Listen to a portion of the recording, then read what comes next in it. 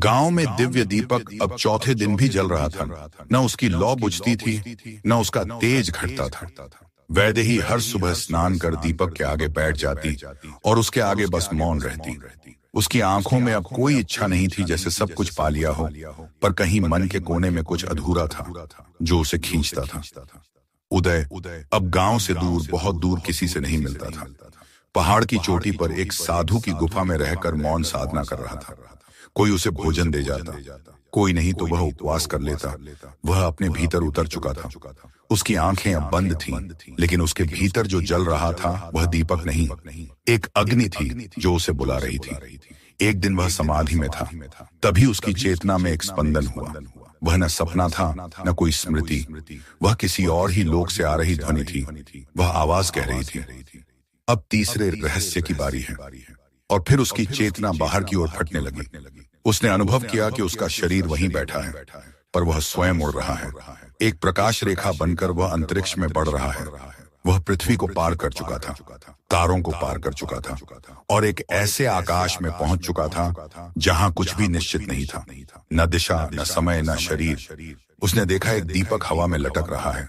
वह वही दिव्य दीपक था जो गांव में जलता था, लेकिन अब वह किसी थाल में नहीं, किसी धातु पर नहीं, बल्कि शून्य में टिका था। दीपक की लौ में एक चेहरा बना, और वह चेहरा वही था जिसे उदय बचपन से मां लक्ष्मी के रूप में देखता आया था। पर यह चेहरा कोई सामान्य देवी का न था। वह एक रूप था जिसमें सौंदर्य था, पर साथ में भय भी था।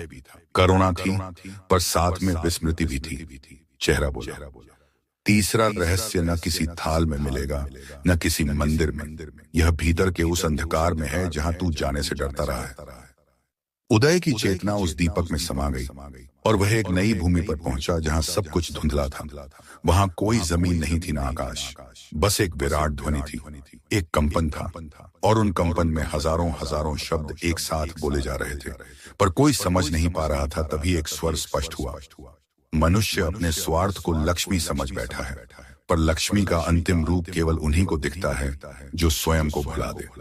उदय आगे बढ़ा। वहां दृश्य बदलते रहे। एक क्षण में वह समुद्र में था, अगले में वह एक श्मशान में, फिर एक मंदिर, फिर एक खंडहर, और फिर एक शून्य में जहां न कुछ था न कोई था। फिर एक उजाला हुआ, और सामने एक पत्थर की मूर्ति थी। उस मूर्ति के चारों ओर अंधकार था, पर मूर्ति स्वयं प्रकाशित थी। वह मूर्ति मां लक्ष्मी की नहीं थी, वह एक सामान्य स्त्री की मूर्ति थी, जिसके हाथ में एक बच्चा था, पीठ पर लकड़ियां और आंखों में आंसू।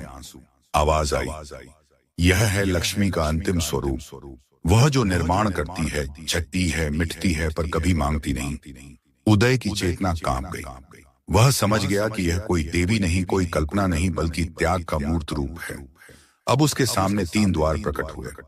एक द्वार सुनहरे प्रकाश से बना था, दूसरा द्वार स्याह धुएं से, और तीसरा द्वार एकदम पारदर्शी था, जैसे न हो ही नहीं।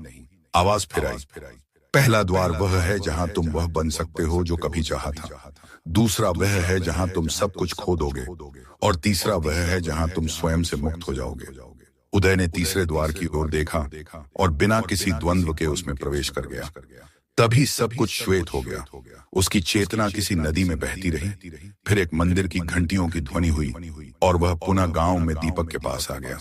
उसकी आंखें खुली, शरीर वही था, पर चेहरा बदल चुका था। उसकी आंखों में अब कुछ नहीं था, न इच्छा, न आश्चर्य, न ही शोक। वह उठकर घर गया। वैदेही ने देखा तो रो पड़ी। वह बोली, तुम तो अब वो नहीं रहे जो गए थे। उदय ने सिर हिलाया और बस इतना कहा, मैं अब केवल शून्य हूं, मां के तीसरे रहस्य का पात्र। उसी रात गांव में एक विचित्र घटना घटी। दीपक बुझ गया, लेकिन उसके बुझते ही आसमान से तेज रोशनी फैली, और हर घर में एक नन्हा दीपक स्वयं जल उठा। कोई बाहर नहीं निकला, कोई कुछ बोल नहीं पाया, पर हर आंख नम थी, जैसे कुछ विलीन हुआ हो, पर कुछ नया भी जन्मा हो। सुबह गांव के चौक में एक चमकता हुआ पत्थर पड़ा मिला। उस पर कुछ अंकित था। जिसने लक्ष्मी को त्याग के रूप में देखा, उसे ही उनका अंतिम दर्शन हुआ। उसी दिन से गांव में न कोई भूखा रहा, न कोई अमीर। सबके पास सब था, पर किसी को कुछ चाहिए नहीं था। उदय फिर कहीं नहीं दिखा गया। लोग कहते हैं वो अब वाणी नहीं, शांति बन चुका है। कभी हवा में सुनाई देता है, कभी दीपक की लौ में दिखता है। और माँ लक्ष्मी अब कोई उन्हें मांगता नहीं, उन्हें बस अनुभव करता है।